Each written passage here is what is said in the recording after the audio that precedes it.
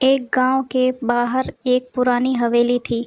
गांव वालों का कहना था कि वहां रात के समय अजीब अजीब आवाज़ें आती हैं, लेकिन चंदा नाम की एक लड़की जो अपने चाचा के घर आई हुई थी, वो इन बातों को सिर्फ अफवाह मानते हुए उसने हवेली में जाने का निर्णय लिया। एक रात चंदा हवेली पहुंची। चंदा हवेली के अंदर चली गई तो उसने देखा कि हवेली के एक कमरे का दरवाज़ा हल्का सा खुला हुआ था। हिम्मत जुटाकर चंदा कमरे के अंदर गई। जैसे ही चंदा अंदर गई, दरवाज़ा बंद हो गया। उसे वहाँ एक पुराना पियानो दिखा।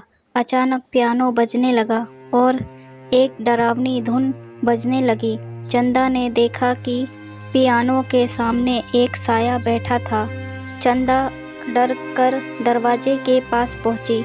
अचानक वो साया चंदा के सामने आकर खड़ा हो गया। फिर चंदा ने देखा साया एक डरावनी भूतनी में बदल गया। ये देखकर चंदा की चीख निकल गई और वो बेहोश होकर गिर गई। अगली सुबह जब चंदा के चाचा गांव के कुछ लोगों के साथ चंदा को ढूंढते हुए उस हवेली में गए तो चंदा वहां नहीं थी, वह गायब हो गई थी। उस दिन के बाद से उस हवेली को और भी भयानक माना जाने लगा और लोगों ने उस हवेली के पास पूरी तरह से जाना छोड़ दिया।